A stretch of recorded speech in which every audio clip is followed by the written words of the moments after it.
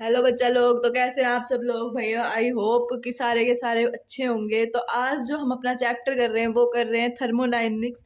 और ये हमारा केमिस्ट्री का चैप्टर है। फिजिक्स में भी है थर्मोडायनेमिक्स, पर आज हम केमिस्ट्री का करेंगे क्योंकि केमिस्ट्री का अगर पढ़ लिया ना थर्मोडायनेमिक्स तो फिजिक्स के कुछ नहीं है फिजिक्स वाला। ठीक है, अब इसके अंदर पढ़ते हैं कि thermodynamics.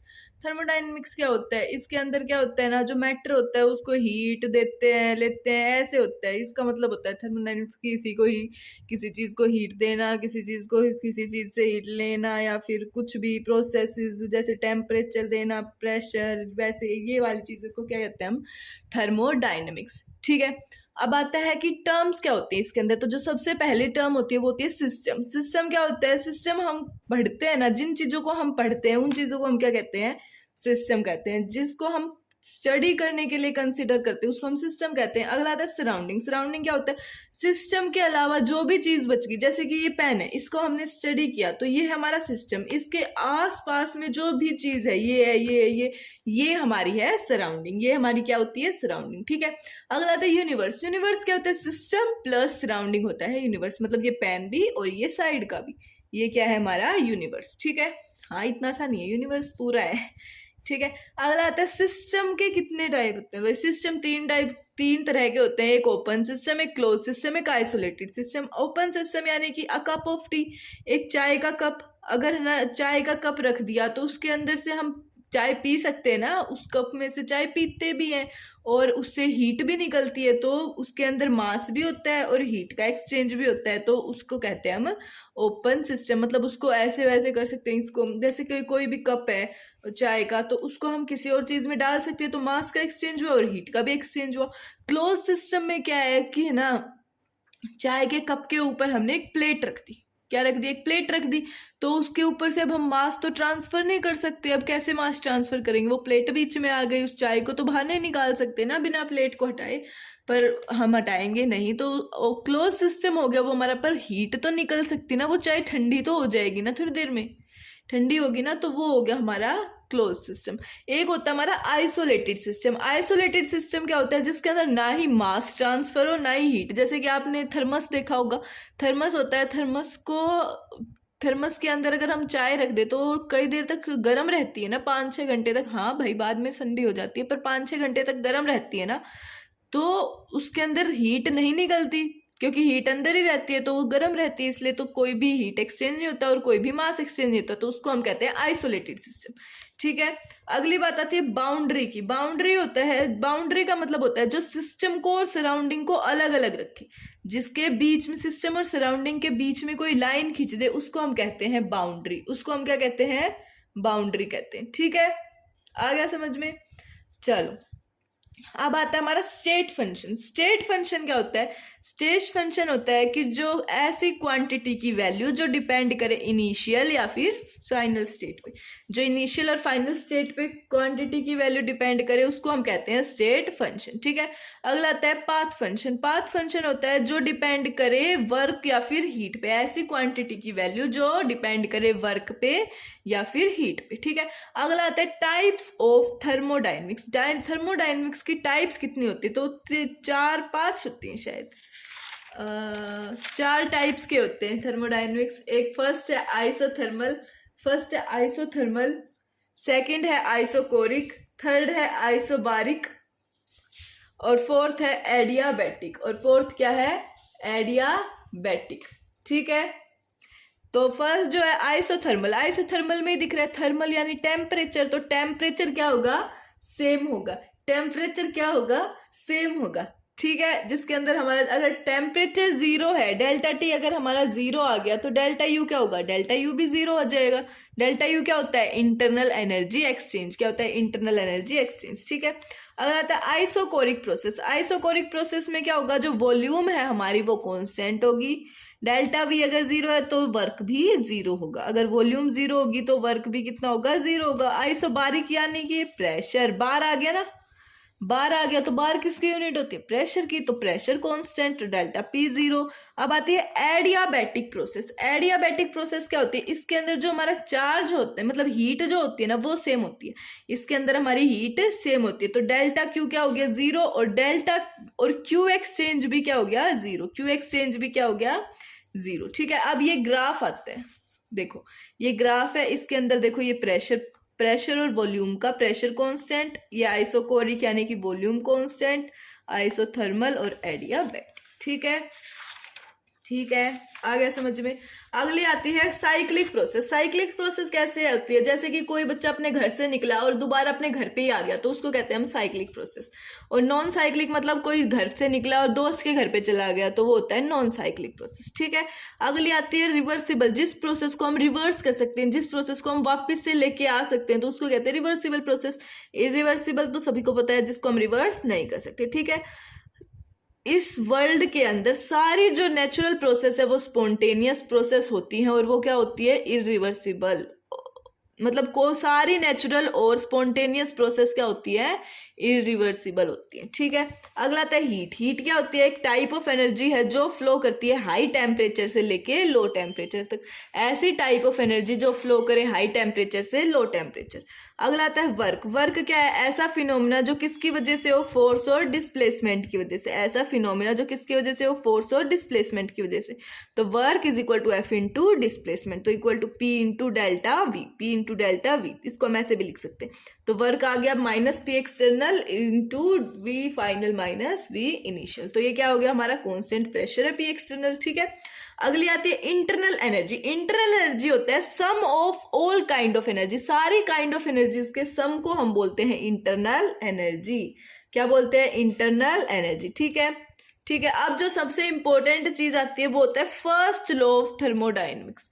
First law of thermodynamics क्या होता है? First law of thermodynamics, okay, तो फर्स्ट लॉ ऑफ थर्मोडायनेमिक्स हमें कहता है कि देखो, जो एनर्जी है वो ना ही हम क्रिएट कर सकते और ना ही डिस्ट्रॉय कर सकते। जो एनर्जी है वो हमें ना ही क्रिएट कर सकते, उसको ना ही डिस्ट्रॉय कर सकते, ये कहता है। ठीक है, तो एनर्जी ऑफ यूनिवर्स क्या होती है?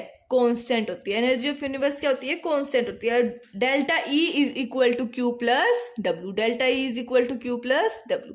अब हम हीट रिलीज की बात करें तो वो नेगेटिव होगा, ये साइन कन्वेंशन। अगर हीट रिलीज होती है ना तो नेगेटिव में लेंगे, अगर हीट एब्जॉर्ब हो तो पॉजिटिव में, अगर वर्क ऑन सिस्टम हो तो पॉजिटिव और वर्क बाय सिस्टम हो तो नेगेटिव। अब ऑन उसके ऊपर वर्क किया है भाई, उसके लिए वर्क किया है, तो वो तो खुश होगा ना कि मेरे लिए काम किया, वाओ, तो वर्क क्या हो जाएगा? वो पॉजिटिव हो जाएगा, खुश होके, वाह मैं तो पॉजिटिव पॉजिटिव हूँ, आज मेरे ऊपर काम किया गया। और किसी ने काम किया, मैंने आज बहुत ज़्यादा काम किया, मैं आज ज़्यादा खुश नहीं हूँ, बहुत ज़्यादा काम ही कर लिया है मैंने आज तो पता नहीं, तो मैं नेगेटिव हूँ, मैं नेगेटिव हूँ। अगर हीट एब्जॉर्ब की है मतलब मेरे को हीट मिली है, मैंने हीट ली है, तो मेरे पास क्या, अरे वाह आज तो मैंने हीट ली, तो मैं पॉजिटिव। अगर मैंने हीट किसी को दी है तो वो नेगेटिव। ठीक है, अब बात करें work in isothermal reversible process. Isothermal reversible process में वर्क क्या होगा? इसका ये फॉर्मूला है, ये देख लो, mod of W is equal to 2.303 nRT log V2 by V1, और mod of W is equal to 2.303 nRT log P1 by P2। ठीक है, एक्सपेंशन की बात करें तो नेगेटिव और कंप्रेशन में पॉजिटिव। एक्सपेंशन का नेगेटिव और कंप्रेशन में पॉजिटिव। तो P जो है वो इन्वर्सली प्रोपोर्शनल होता है वॉल्यूम के। P वो इन्वर्सली प्रोपोर्शनल होता है वॉल्यूम के। ठीक है, अगली बात करें फ्री एक्सपांशन। फ्री एक्सपांशन की बात करें तो P एक्सटर्नल क्या होगा? जीरो होगा। एक्सपेंशन वैक्यूम के अंदर एक्सपांशन क्या होगा? जीरो होगा। Pressure on free expansion. ठीक है, वर्क क्या होगा? Minus P external into delta we, तो क्या आ जाएगा? जीरो आ जाएगा। क्या आ जाएगा? जीरो। ठीक है, अब जो चीज हम पढ़ रहे हैं वो बहुत ज्यादा इंपॉर्टेंट है, दैट इज क्या है? वो इंटेंसिव और एक्सटेंसिव प्रॉपर्टीज। क्या है? इंटेंसिव और एक्सटेंसिव प्रॉपर्टीज। एक्सटेंसिव प्रॉपर्टीज क्या होती है? जो डिपेंड करती है मास पे, साइज पे और प्रेजेंट इन सिस्टम पे।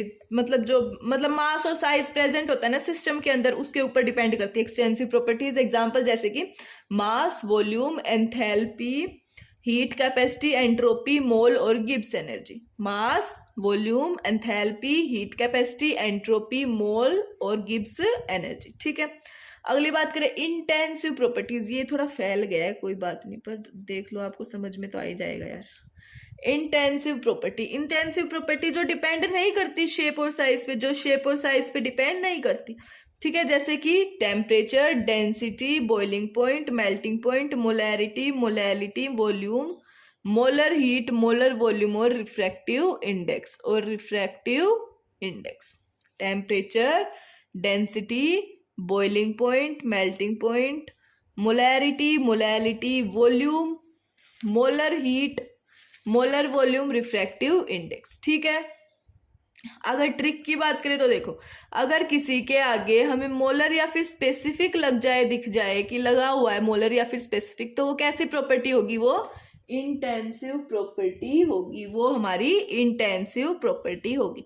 अगर एक्सटेंसिव डिवाइड बाय एक्सटेंसिव की बात करें तो वो भी क्या होगी? इंटेंसिव। वो क्या आ जाएगी? हमारी इंटेंसिव प्रॉपर्टी। ठीक है, अब देखो कुछ इंपॉर्टेंट चीजें देख लेते हैं। देखो एंथैल्पी क्या होता है? एक्सटेंसिव प्रॉपर्टी होता है। इसकी जो नेट हीट कंटेंट होता है वो क्या होता है सिस्टम के अंदर? तो देखो H is equal to U plus PV, delta H is equal to delta U plus delta PV, delta H is equal to delta U plus delta N G R T. PV equal to NRT होता है ना, तो PV equal to delta NRT delta N G R T. ठीक है, अब इसके आगे क्या हो जाएगा?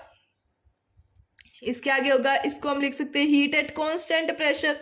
कांस्टेंट प्रेशर पे हीट क्या हो जाएगी? क्यूपी, ये क्यूवी, तो delta N G R T. ये इज इक्वल टू इधर आके क्या हो जाएगा? Delta N G equal to PG minus R G, PG minus R G. ठीक है, अगर डेल्टा एन जी हमारा 0 हो जाए तो डेल्टा एच किसके इक्वल हो जाएगा? डेल्टा यू के। अगर हमारा डेल्टा एन जी 0 हो जाए तो डेल्टा एच डेल्टा यू के इक्वल हो जाएगा। ठीक है, अगर हमारा डेल्टा एन जी नेगेटिव आ जाए तो डेल्टा एन जी नेगेटिव आएगा तो डेल्टा एच भी हमारा डेल्टा यू से कम आएगा। Delta H is less than delta U. अगर डेल्टा एन जी पॉजिटिव आएगा तो डेल्टा एच भी greater than delta U. Delta H is also greater than delta U. ठीक है, अगली बात करते हैं हीट कैपेसिटी की। हीट कैपेसिटी ये क्या होता है? इसके अंदर delta Q by delta T. ये देखो भाई, सारा चैप्टर जो है ना वो याद लर्निंग का है। ये कम से कम मेरे ख्याल से अभी 10 मिनट में और 10 मिनट हो रहे हैं, इसमें खत्म हो जाएगा। मैं बता रही हूँ, मैंने सब कुछ लिख रखा है, मैं कुछ भी लिखवा के नहीं बता रही हूँ आपको, क्योंकि लर्निंग का चैप्टर। आप इस वीडियो को बेशक 2x पे देख लेना और उसके बाद नोट्स को रिवाइज कर लेना बस, और कुछ नहीं करना आपको, फिर अच्छे से आ जाएगा आपको। ठीक है, अब बात करते हैं हीट कैपेसिटी। ये ऐसी अमाउंट ऑफ हीट है जो रिक्वायर होती है हमें टेम्परेचर चेंज करने के लिए किसी भी सब्सटेंस का बाय 1 यूनिट टेम्परेचर। बाय किससे? 1 यूनिट टेम्परेचर। तो C is equal to delta Q by delta T. Heat capacity at constant volume क्या होगी? CV is equal to delta Q by delta T का whole V। Delta Q by delta T का whole V।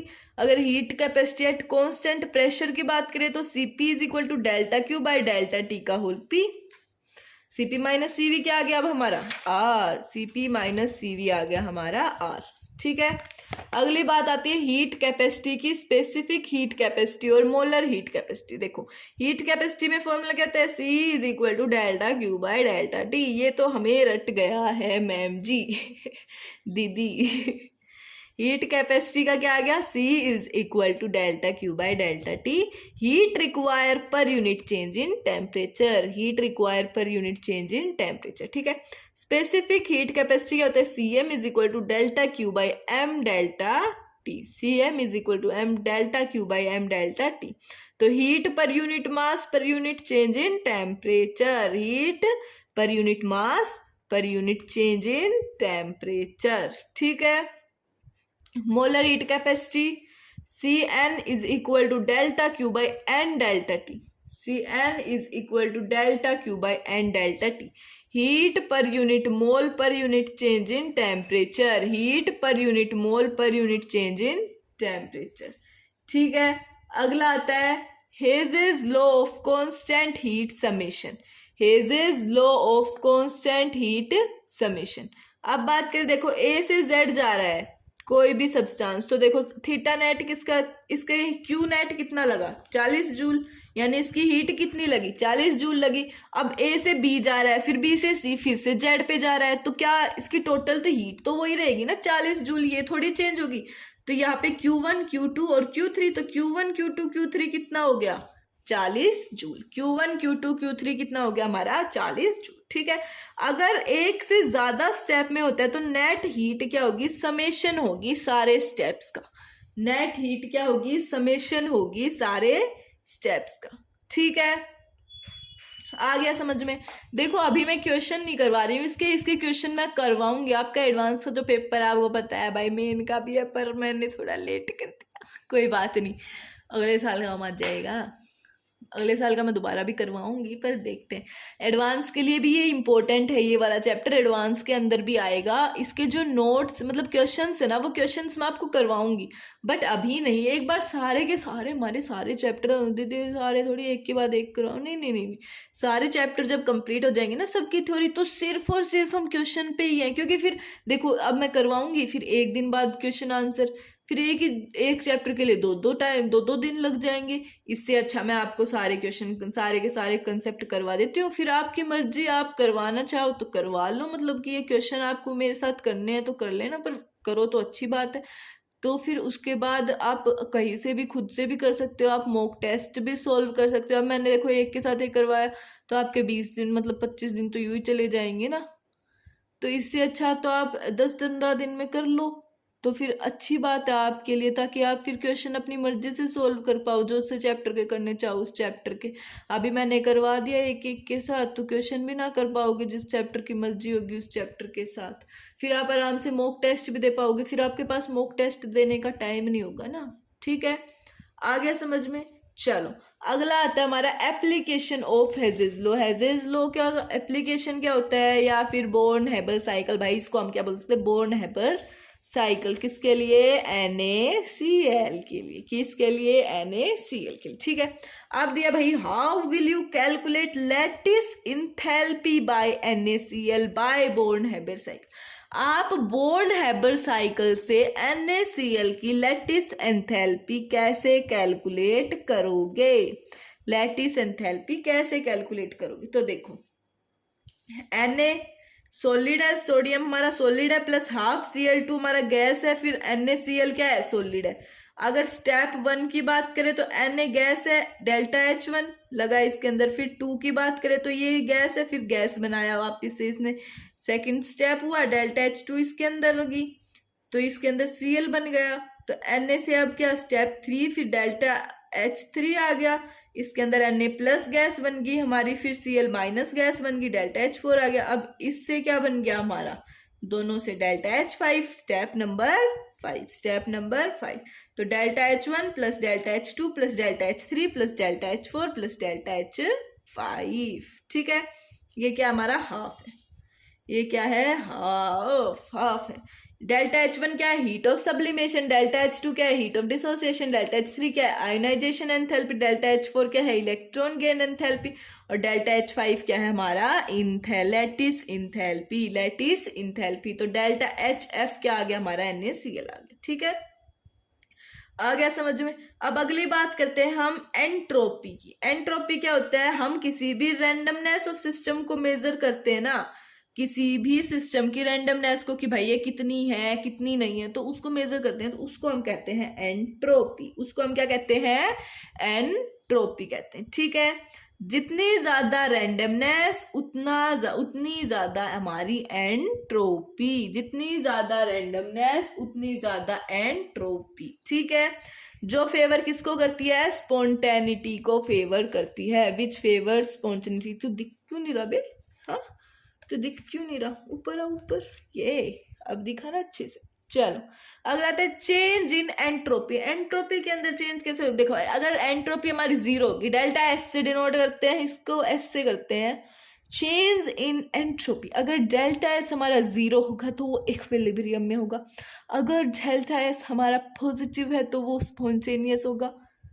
अगर delta S हमारा negative है तो वो non spontaneous होगा। ठीक है, इसका जो फॉर्मूला होता है वो क्या होता है, delta S is equal to Q reversible divide by temperature, system का क्यू रिवर्सिबल। ठीक है, फिर होता है delta S is equal to minus Q reversible by temperature, ये किसका, सराउंडिंग का, किसका, सराउंडिंग का। ठीक है, अब आती है हमारी लास्ट टॉपिक, जो हमारा सबसे इंपॉर्टेंट टॉपिक है और इससे जेईई के अंदर क्वेश्चन भी आता है और इसके अंदर 2024 में शायद क्वेश्चन आया भी था, अभी जैन अटेम्प्ट में, मतलब 2024 के जैन अटेम्प्ट में क्वेश्चन आया भी था, और आते हैं हर साल आते हैं यार। तो देखो गिब्स फ्री एनर्जी क्या है, डेल्टा जी क्या है, change in Gibbs free energy, delta H minus T delta S. Delta H हमारा चेंज इन एंथैल्पी और डेल्टा एस है चेंज इन एंट्रोपी। अगर delta G less than zero होगा तो spontaneous, delta G less than zero होगा तो हमारा क्या होगा, spontaneous. Delta G greater than zero होगा, डेल्टा जी नेगेटिव है ना तो स्पॉन्टेनियस, और डेल्टा जी ग्रेटर देन जीरो है तो नॉन स्पॉन्टेनियस, और डेल्टा जी अगर जीरो हो गया तो वो इक्विलिब्रियम, इक्विलिब्रियम। तो delta H is equal to delta U plus delta N G R T, delta H is equal to delta U plus N G, delta N G R T. ठीक है, ठीक है। अब देखो ये कुछ लिख रखे है, अगर ये नेगेटिव है, ये पॉजिटिव है, ये नेगेटिव है, तो स्पॉन्टेनियस है सारे टेम्परेचर्स पे। कैसे निकालेंगे, डेल्टा एच नेगेटिव, ये पॉजिटिव, ये भी नेगेटिव, डेल्टा जी भी नेगेटिव, तो अभी छोड़ो इसको। इसके अंदर क्या आएगा, देखो ये क्या आ जाएगा, माइनस। इस तीनों में ये फॉर्मूला है ना, इस फॉर्मूले में बैठाओ भाई तीनों को। Delta G negative, delta S positive, तो पॉजिटिव नेगेटिव नेगेटिव, ये नेगेटिव नेगेटिव नेगेटिव और ये भी नेगेटिव, तो ये आ जाएगा स्पॉन्टेनियस। ठीक है, क्या आ जाएगा, spontaneous. Negative negative negative spontaneous, ऐसे ये देख लेना भाई, चेक कर करके देख लेना। ठीक है, अगर डेल्टा जी हम, डेल्टा एच क्या है, नेगेटिव है, डेल्टा एस क्या है, पॉजिटिव, डेल्टा एस क्या है, पॉजिटिव, ये ऐसे निकलेगा। देखो delta H negative, delta S positive, तो नेगेटिव नेगेटिव क्या होता है, नेगेटिव होगा, तो क्या आ जाएगा, डेल्टा जी भी नेगेटिव, यानी कि स्पॉन्टेनियस। ठीक है, ठीक है। अब डेल्टा एच हमारा नेगेटिव, ये पॉजिटिव, तो इसके अंदर नेगेटिव, ये भी negative negative negative negative, delta G negative, तो ये भी स्पॉन्टेनियस। ठीक है, अब ये फॉर्मूला होता है एक, delta G is equal to minus 2.303 R T log K, minus 2.303 R T log K, तो आर की वैल्यू क्या होती है, 8.314, के क्या होता है हमारा, इक्विलिब्रियम कांस्टेंट। ठीक है, इसी के साथ हमारा जो थर्मोडायनेमिक्स चैप्टर है वो हमारा कंप्लीट हो गया है, फिजिक्स सॉरी केमिस्ट्री का, किसका, केमिस्ट्री का। देखो जो सेकंड लॉ होता है थर्मोडायनेमिक्स का वो क्या होता है, एक्सोथर्मिक क्या होता है, स्पॉन्टेनियस, और एंडोथर्मिक हमारा नॉन स्पॉन्टेनियस। और रिवर्सिबल में जो डेल्टा एस यूनिवर्स है ना हमारा, वो ग्रेटर देन जीरो होता है, और रिवर्सिबल में डेल्टा एस यूनिवर्स भी ग्रेटर देन और इक्वल टू जीरो होता है। ठीक है, आ गया समझ में। तो थर्ड लॉ क्या कहता है, थर्ड लॉ हमारा कहता है थर्मोडायनेमिक्स का कि 0 केल्विन के ऊपर जो एंट्रोपी है प्योर परफेक्ट क्रिस्टलाइन सॉलिड की, वो क्या होगी, 0 होगी, वो क्या होगी हमारी, 0 होगी। ठीक है, आ गया समझ में। चलो तो इसी के साथ हमारा जो ये चैप्टर है खत्म होता है। तो नोट्स की चिंता मत करना बेटा, क्वेश्चंस की भी चिंता मत करना, नीचे डिस्क्रिप्शन में आपको लिंक दी गई होगी, वहां पे टेलीग्राम चैनल को ज्वाइन कर लो, वहां से आपको सब कुछ मिल जाएगा। ठीक है, okay, thank you so much, आपने इस वीडियो को ऐसे देखा, अच्छे से देखा, इसके लिए थैंक यू। और लाइक शेयर सब्सक्राइब कर देना, और हाँ कमेंट में बताना कि अगला चैप्टर कौन सा करवाना है और कैसा लगा ये चैप्टर। ठीक है, थैंक यू बेटा, थैंक यू बच्चों।